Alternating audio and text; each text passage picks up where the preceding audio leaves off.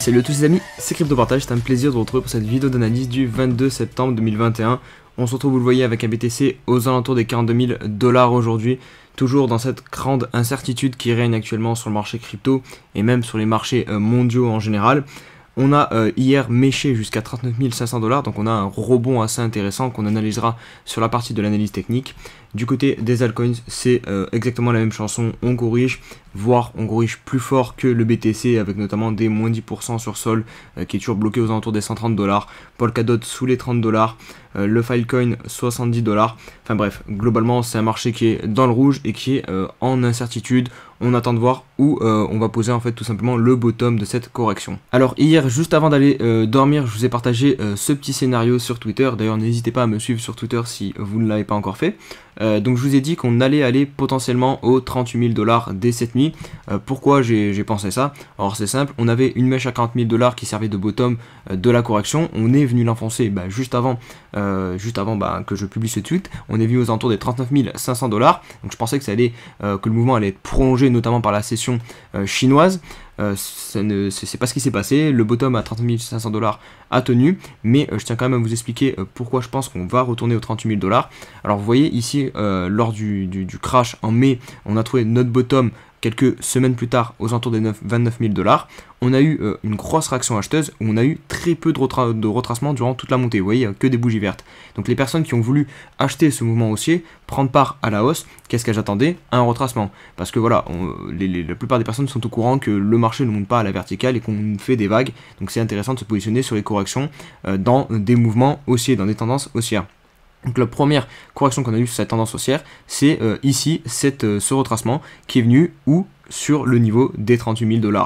Et donc forcément sur ce bottom-ci, énormément de personnes ont positionné des longues, sont rentrées en longue et donc ont mis leur stop à l'endroit le plus évident, ici sous le bottom. Donc ici vous avez énormément de stops qui ont dû s'accumuler et pour moi ça paraît logique que le marché qui soit maintenant aussi proche de cette zone vienne gratter toute la liquidité ici en faisant tout simplement sauter les positions des personnes qui sont rentrées en longue ici et qui n'auraient pas TP plus haut ici dans la montée.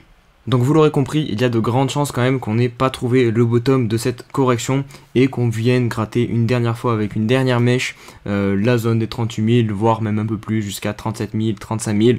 En tout cas, il faut à tout prix que ce soit qu'une mèche et qu'elle soit extrêmement vite rachetée et qu'on ne vienne pas s'installer avec des clôtures sur le daily par exemple. Dans cette zone-ci, je vous en reparle dans quelques instants sur l'analyse technique. En tout cas, d'un point de vue des news, on enchaîne un petit peu le FUD avec hier aussi cette news donc, qui provient de Gary Gensler qui n'est rien d'autre que le patron de la SEC et qui a dit que voilà, il faudrait faire un ménage sur les crypto-monnaies au niveau de la régulation. Donc encore une fois, le timing est très surprenant, pile quand les crypto-monnaies sont en train de corriger, on annonce des choses qui viendraient un petit peu à l'encontre des cryptos, donc la régulation qui fait trembler pas mal de personnes. Du côté chinois, en revanche, la situation sur Evergrande semble un petit peu se stabiliser puisque la Banque centrale de Chine vient d'injecter apparemment 18,6 milliards de dollars pour aider un petit peu à éviter une crise systémique avec cette faillite potentielle d'Evergrande. Une fractale du bull run de 2013 copiée sur ce qui se passe actuellement en 2021. Alors je suis pas particulièrement fan de ce genre de choses, donc copier un graphique qui a eu lieu il y a déjà 10 ans et de le remettre en perspective avec un graphique actuel, même si dans le fond voilà, on peut se dire que les patterns de l'analyse technique ça se reproduit, mais je pense que comparer une situation actuelle, parce que voilà, on n'est pas dans la même économie, on n'est pas dans les mêmes notions de marché, c'est un petit peu délicat, mais si voilà, les personnes veulent faire de l'analyse technique pure, c'est quelque chose qui peut s'entendre. Donc voilà, je vous le propose à l'écran, à vous après d'en prendre en considération ou non, mais c'est vrai que voilà, la ressemblance avec le chart de 2013, ou du moins avec la reprise, parce que vous vous rappelez, en 2013 on a eu un bull run en deux parties, donc ça c'est la première partie, hop, derrière on s'est effondré, et ensuite voilà, on a eu toute cette première partie où on a baissé, on est venu trouver le bottom, on remonte tranquillement, hop, on a un sell-off pile quasiment à la même durée que celui qu'on est en train de vivre, et derrière, hop, on est reparti très fortement à la hausse. Donc ça correspond globalement au scénario du bull run en fin d'année. C'est pour ça que je vous le propose et que c'est intéressant quand même à regarder. Du coup, ce qu'il faut retenir, c'est que du côté chinois, la situation avec Evergrande semble se stabiliser puisque la Chine sort un petit peu la planche à billets. Il me semble qu'il y a des échéances de paiement pour Evergrande auprès de nouvelles banques jeudi, donc à voir aussi ce qui va se passer jeudi encore. Il nous reste donc le discours de la Fed ce soir. Hier, il me semble que je vous ai dit que c'était hier soir, donc je me suis peut-être trompé, j'en suis pas sûr, mais c'est bien ce soir. Voilà, ça a été confirmé par Grégory Raymond. Les regards se tournent aujourd'hui vers la Fed qui tient sa réunion mensuelle 20h et dont on attend des indices sur le calendrier du tapering, soit la réduction de ses achats d'actifs sur le marché. Donc c'est bien ce soir à 20h, donc ça va être à surveiller. Et puis on a enfin les expirations des contrats qui auront lieu vendredi. Allez, on se retrouve pour l'analyse du BTC sur le 4 heures pour débuter. Donc vous le voyez à l'écran, ici on a la mèche de cette nuit qui du coup est venue chercher quasiment les 39 500 $. Et c'est sur cette mèche moi que je pensais qu'on irait un peu plus bas et notamment sous ce creux ici des 38 000 $. Une raison de pourquoi on n'y est pas allé directement, c'est peut-être le RSI parce que le cours est déjà extrêmement survendu. Vous voyez, on a atteint le niveau 18, donc c'est quand même bas. Donc on prend peut-être une petite pause pour venir peut-être repiéger quelques personnes, enlever aussi peut-être quelques stops qui sont mis en fin de mouvement, les stops tardifs, en gros, les personnes qui commencent à shorter le marché sur ces niveaux-là, alors que voilà, il aurait fallu commencer à le shorter beaucoup plus haut. Donc là, on va y péter quelques stops, gratter un peu de liquidité, et puis faire dégonfler le RSI avant de renvoyer une dernière salve. En tout cas, vous pouvez constater que la mèche, les clôtures ici, on n'a pas réussi à repasser au-dessus du dernier point bas sur le 4 heures, qui est situé aussi sur la zone des 42 500 $, 42 500 $, qui est une zone pas mal travaillée aussi dans le passé. Vous voyez ici, on a eu quand même un top de marché sur ces 42 500. Ici, pareil, une mèche qui a été stoppée, qui est tombée de très haut, pile sur les 42 500 $. Donc 42 500 $, c'est un prix psychologique et qui a été travaillé. Donc potentiellement, là, on va buter ici avant d'envoyer, consolider un petit peu avant d'envoyer donc cette dernière secousse en dessous des 38 000 $. On passe sur le daily, donc je vais refaire un petit point sur cette fameuse zone des 38 000 $. On va mettre Fibonacci pour y voir un peu plus clair. Hop. Voilà, donc vous voyez actuellement on est posé sur les 0,5 de Fibonacci, donc on retrace normalement ce mouvement qui a été assez puissant, donc on peut venir retracer jusqu'au 0,61 et regardez où se positionne les 0,61, pile sur la zone dont je vous parle, aux alentours des 38 000 $. Donc toute cette box entre les 0,61 et les 0,78, c'est clairement un endroit où le cours peut venir chercher. On a aussi cette zone qui pour moi serait vraiment la dernière zone qu'on viendrait travailler si jamais voilà, le cours venait à s'enfoncer un peu plus, c'est la zone des 35 000 $. Vous voyez ici, on a eu des supports, des résistances, le prix a été énormément travaillé, là vous voyez, pareil, grosse résistance, donc cette zone des 35 000 $, pour moi, voilà, si vous voulez deux belles zones d'achat, que ce soit même pour du court terme ou pour du long terme, parce qu'on aura, je pense, forcément une réaction sur ces deux niveaux de prix, c'est les 35 000 $ et les 38 000 $. Personnellement, voilà, j'ai quelques ordres qui traînent dans cette zone-ci, et après, on verra comment le rebond se profile, si on arrive à récupérer les niveaux, si il y a une réaction acheteuse puissante, parce que je vous dis, voilà, j'aimerais qu'on mèche ici et qu'on n'y reste pas du tout très longtemps, parce que sinon, ça voudrait dire qu'on réintègre cette zone, tout ce range qu'on a cassé avec ce mouvement haussier, et ça, c'est pas bon du tout. Donc, c'est pour ça qu'il faut qu'on fasse une petite excursion comme ça, hop, juste on garde la liquidité, on fait vraiment peur à tout le monde une bonne fois pour toutes, et derrière on peut lancer avec beaucoup de force un mouvement haussier parce qu'on aura beaucoup de personnes qui pourront courir derrière le train. Je vais vous partager rapidement quelques scénarios court terme qui pourraient donc se produire. Donc pour moi, ce qu'on pourrait faire d'ici vendredi, c'est venir se rapprocher tout doucement de la zone des 44 000 $ qui correspond tout simplement au max pain des expirations des contrats donc de fin septembre, de vendredi.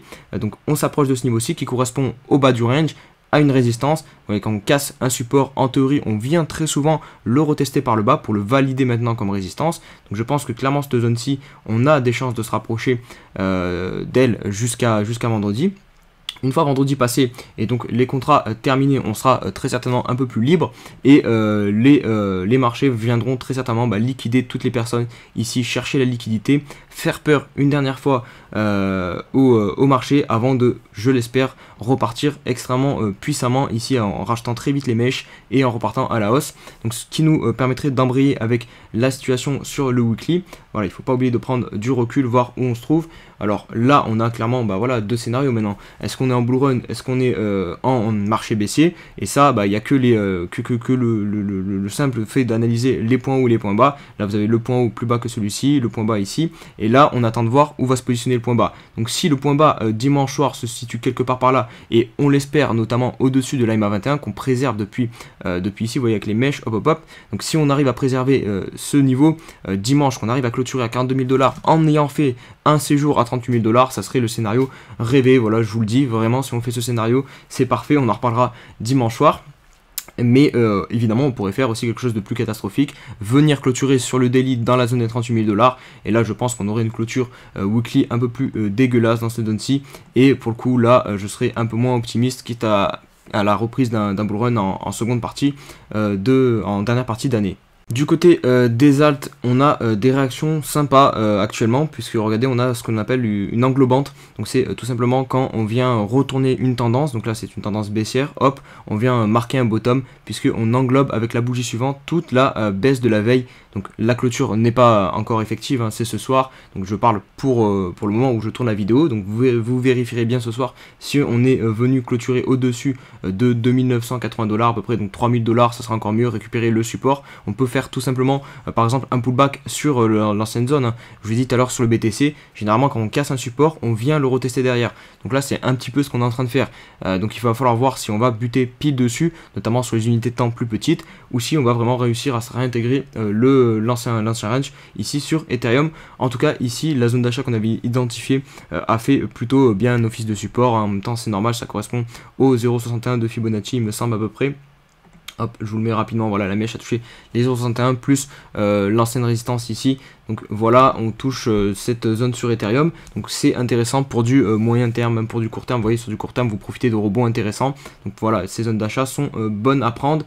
IGLD, c'est la même chose, la MA50, cette zone des 170 $, 180 $ qui correspond aux 0,5 de Fibonacci. Pareil, on a une très belle réaction sur ce niveau-ci. Hop, vous voyez, on a quasiment 33% de rebond. Donc c'est intéressant de se positionner sur des niveaux comme ça qu'on identifie à l'avance. Encore une fois, voilà, je vous le dis tout le temps, préparez vos ordres d'achat, préparez votre plan.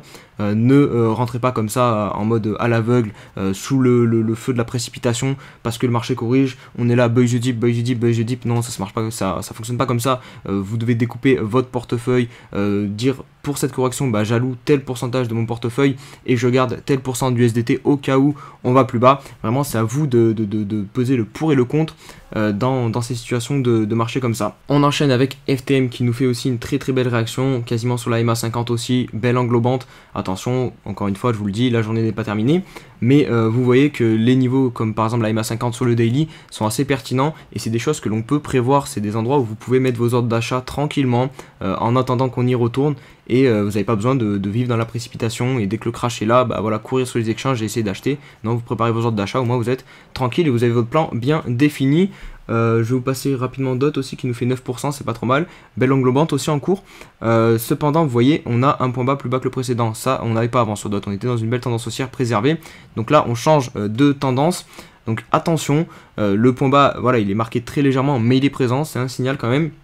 Donc voilà, encore des choses qui vont rajouter de l'incertitude. De toute façon, on a beaucoup comme ça d'éléments qui se contredisent actuellement et c'est normal, le marché est là pour vous faire douter parce que là, on est vraiment en fait entre les deux grands écarts, soit on part en bull run, soit on part en bear market. Donc forcément, il faut qu'il y ait de l'incertitude au maximum pour que si jamais on part en bull run, et ben on ait un minimum de personnes investies au maximum sur les crypto-monnaies, et à l'inverse, si on part en bear market, il faut qu'il y ait un maximum de personnes investies en crypto-monnaies pour partir en bear market et du coup faire perdre un maximum de personnes. Donc c'est normal, le marché est totalement indécis, donc là ça va être vous et vos convictions, vous et votre gestion du risque, savoir quel pourcentage vous voulez être exposé à ce risque-là, le risque de soit on part en bull run prochainement, ou soit on part en bear market et du coup voilà, vous devez attendre un peu plus longtemps et peut-être lisser aussi, continuer à lisser et faire des achats un peu plus répétés dans le temps. Donc vraiment ça c'est vous seul qui devez répondre à cette question et votre façon d'analyser le marché. Voilà, moi je vous donne juste quelques pistes, les niveaux clés à surveiller et de toute façon aussi vous faites pas surprendre par les mouvements voilà, très court terme, parce que là par exemple vous voyez DOT, ça peut être uniquement un mouvement de rebond sur le 4 heures, sur le 1 heure, on fait un rebond, on vient backtester l'ancien point bas et ensuite hop on se recasse la gueule, un peu comme ce que je vous ai dit sur le BTC, qu'on vient de gratter la liquidité au niveau des 38 000 $, ça j'y crois quand même pas mal, donc forcément les alts vont aussi prendre cher et vous aurez encore des points d'entrée intéressants. Donc pensez bien à tout ça. On attend les clôtures au minimum, celle du weekly, pour avoir quand même un peu plus de recul sur la situation et voir où on se trouve. Vous inquiétez pas, on continue de suivre tout ça sur la chaîne, je continue mes vidéos journalières. N'hésitez pas du coup à me suivre aussi sur les réseaux sociaux et à nous rejoindre sur le Discord où on blablate régulièrement sur la situation. Je vous dis à demain pour une nouvelle vidéo, allez, ciao ciao.